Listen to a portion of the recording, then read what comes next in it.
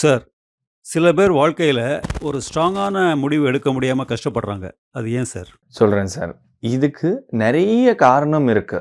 இந்த காரணத்த உங்க மூலியமா பார்க்குறவங்க தெரிஞ்சுக்கிட்டாங்க அப்படின்னு சொன்னா, இன்னைக்கே அத சரி பண்ணிக்க முடியும்.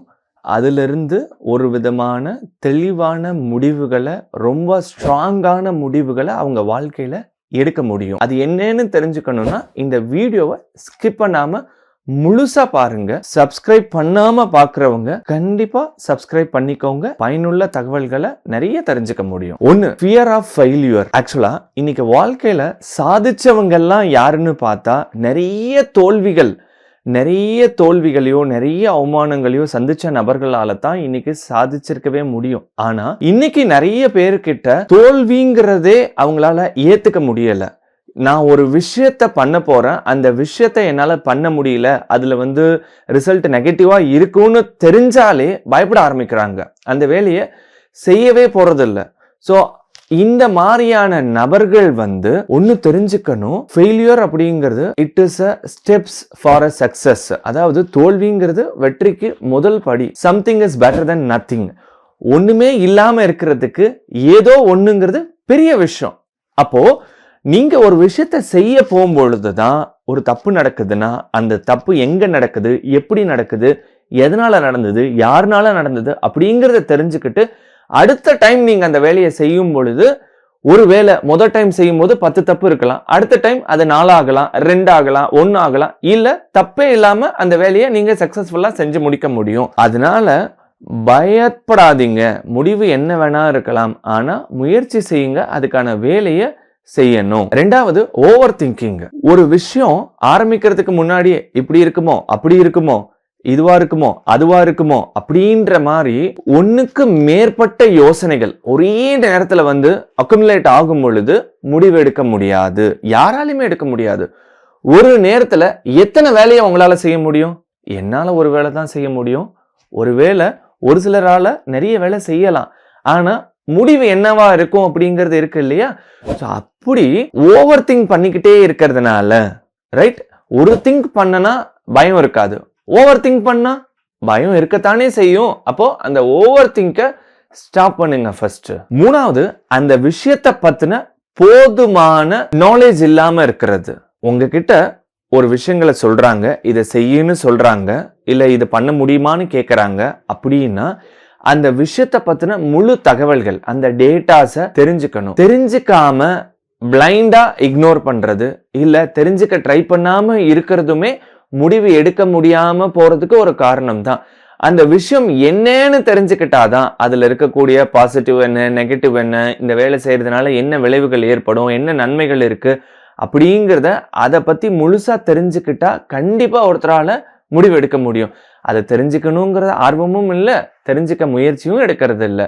அதனால தான் மற்றவங்களால முடிவு எடுக்க முடியாம போகுது. அடுத்தது, சில பேர் பேரண்ட் இன்ஃப்ளூயன்ஸ் பண்ணுவாங்க. அதாவது எத்தனை வயசானாலும் என் பையனுக்கு ஒண்ணுமே தெரியல, என் பொண்ணுக்கு ஒண்ணுமே தெரியல, நான் சொன்னாதான் கரெக்டா இருக்கும், நான் சொல்றதை மட்டும்தான் கேட்பாங்க, ஒரு விதமான மைண்ட் செட் ஃபிக்ஸ் ஆயிடும். அதனால எது பண்ணாலும், ஈவன் இந்த ட்ரெஸ் எனக்கு நல்லா இருக்குமா, இந்த இடத்துக்கு போலாமா, இந்த ஹோட்டல்ல சாப்பிடலாமா, இதை சாப்பிடலாமா, இவங்களை பார்க்கலாமா, இந்த வேலை செய்யலாமா, இந்த வேலைக்கு அப்ளை பண்ணலாமா அப்படிங்கிற மாதிரி எல்லா விதத்திலையும் உங்களால உங்களுக்கு முடிவு எடுக்க முடியாது, உங்க பேரண்ட்ஸால தான் எடுக்க முடியுங்கிற ஒரு விதமான நம்பிக்கை உங்களுக்குள்ள இருக்கும். ஸோ இந்த மாதிரியான பேரண்ட் இன்ஃப்ளூயன்ஸ் பண்ணக்கூடிய நபர்களும் எந்த விதமான முடிவும் எடுக்க முடியாது.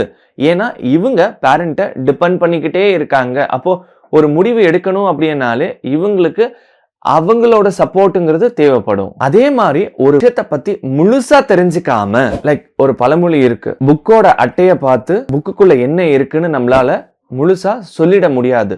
ஏன்னா அந்த புக்கை ஒரு சாப்டர் படிச்சாலே நம்மளால ஃபுல்லா என்ன இருக்குன்னு தெரியாது, கடைசி வரைக்கும் படிச்சாதான் என்னங்கிறதே தெரியும். அதே மாதிரி பீப்புள் என்ன பண்ணுவாங்கன்னா, பிளைண்டா இல்ல தூரத்துல இருந்து பார்த்துட்டு அவங்க ஒரு முடிவுக்கு வந்துருவாங்க.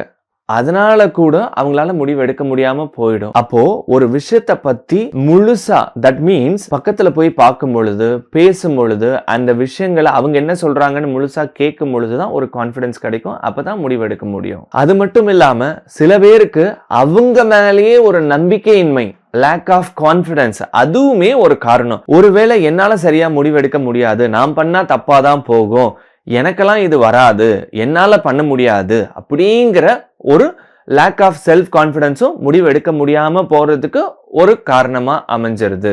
சில பேருக்கு வாழ்க்கையில சின்ன வயசுல நடந்த மோசமான சம்பவங்கள், அதனோட தாக்கம் இன்ன அளவுக்கும் மனசுக்குள்ள இருந்துகிட்டே இருக்கிறதுனால இவங்களால தனியா எந்த விதமான முடிவும் எடுக்க முடியாது, இல்ல ஒரு விதமான பயத்துல இருந்துகிட்டே இருப்பாங்க. சோ இந்த மாதிரியான நபர்களுக்கு முதல்ல நமக்கு எப்பவோ நடந்தது, இன்னைக்கு நடக்காது, ரியாலிட்டிங்கிறது வேற அப்படிங்கிறது உணர்ந்தா மட்டும்தான், இல்ல மத்தவங்க அவங்களுக்கு புரிய வச்சா மட்டும்தான் அவங்களால வாழ்க்கையில ஒரு விதமான முடிவே எடுக்க முடியும், தெளிவான முடிவு எடுக்க முடியும். சில பேர் எப்பவுமே வாழ்க்கையில மத்தவங்களை சார்ந்தே இருப்பாங்க. பீப்புள் ப்ளீசர்னு சொல்லுவாங்க. எனக்காக இதை செஞ்சு கூட, எனக்காக இதை பண்ண, எனக்காக இது கூட பண்ண மாட்டியா, உனக்காக நான் இதெல்லாம் பண்ண. மற்றவங்களை ப்ளீஸ் பண்ணிக்கிட்டே இருக்கக்கூடிய நபரால எந்த விதமான முடிவும் எடுக்க முடியாது. ஸோ அவங்க தனக்குன்னு ஒரு வேல்யூ இருக்கு, தனக்குன்னு ஒரு மதிப்பு இருக்கு, அந்த மதிப்பை உணரக்கூடிய நபர்களால மட்டும்தான் ஒரு முடிவு சரியா எடுக்க முடியும். கடைசியா அபுலோமேனியா, இது சைக்கலாஜிக்கல் டிசார்டர், உளவியல் சார்ந்த பிரச்சனைகள். இந்த மாதிரியான நபர்களும் தெளிவா முடிவெடுக்க முடியாது.